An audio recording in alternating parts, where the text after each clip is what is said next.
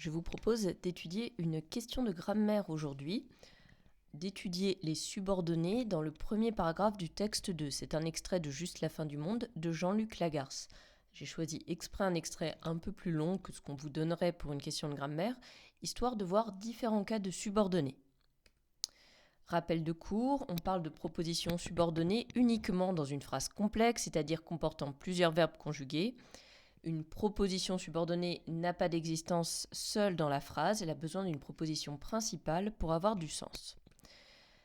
Dans notre passage, premier paragraphe du texte 2, donc ça correspond au premier paragraphe de la longue réplique d'Antoine, on trouve 10 occurrences de propositions subordonnées. Vous en auriez moins au bac. Celles-ci peuvent être classifiées notamment selon le mot qui les introduit. On distinguera ainsi des propositions subordonnées relatives, des propositions subordonnées conjonctives complétives et des propositions subordonnées circonstancielles. Ce sont ces trois types de subordonnées qui feront les trois grandes parties de mon classement pour les traiter. Voici le texte dont je vous parle. Voilà, donc cette longue réplique d'Antoine. Sur celle-ci, la première chose à faire, c'est de regarder les verbes conjugués et les subordonnés.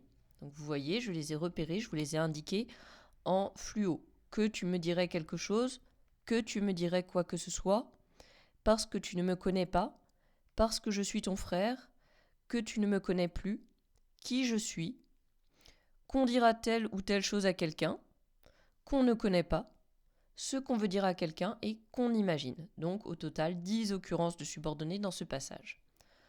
Premier point, je vous recommande de numéroter et de classer vos subordonnées au brouillon avant de les traiter. Donc là, le premier point, les propositions subordonnées relatives 1 et 2 qu'on ne connaît pas, qu'on imagine. On les retrouve là et là. Ce sont les deux occurrences donc qu'on a de subordonnées relatives. Elles sont toutes les deux compléments de l'antécédent quelqu'un. Il y a une spécificité ici parce que les deux complètent quelqu'un. Quelqu'un, c'est un pronom. Voilà, mais elles sont bien épithètes liées de quelqu'un, alors qu'on ne dirait pas quelqu'un grand, on dit quelqu'un de grand normalement. Voilà, et sur le plan stylistique, juste pour nourrir votre commentaire, si vous tombez sur ce passage, notez que c'est en lien avec on dans ces deux. Le quelqu'un est en lien avec les sujets de ces deux principales. On ne connaît pas, on imagine, et les deux entretiennent le flou, alors qu'il s'agit pour Antoine de son propre frère. Voilà, ça c'est juste pour nourrir votre commentaire. Grand 2, les propositions subordonnées circonstancielles. Ici, on en a deux. Elles sont toutes les deux introduites par parce que. C'est parce que tu ne me connais pas, parce que je suis ton frère. Et ce sont donc les deux occurrences de circonstancielles. Elles sont circonstancielles de cause, car parce que indique cette nuance de sens. Ça donne la cause de quelque chose. 3, les propositions subordonnées conjonctives complétives. Il manque un S à conjonctive, mais vous aurez complété vous-même. Dans la plupart du cas, elles sont COD du verbe de la principale. Donc, c'est les occurrences les plus fréquentes, c'est ce que je vous ai noté ici. 5, que tu me dirais quelque chose, COD de pensée, que tu me dirais quoi que ce soit. Alors, quoi que ce soit, on peut le traiter à part. Ça peut constituer aussi une subordonnée à part entière. COD du même verbe penser qui sert de principale aux deux subordonnées qui sont juxtaposées entre elles. Qui je suis, COD du verbe c'est. Qu'on dira telle ou telle chose à quelqu'un, COD du verbe s'imagine. Bon, c'est assez facile ça. Je vous dis, il y a juste ça où on peut couper aussi. En plus de ces 4 cas, 2 sont plus discutables ou problématiques. Je les présente dans la prochaine diapositive. L'occurrence 9, il y a longtemps que tu ne me connais plus. On a un peu du mal à parler directement de COD là.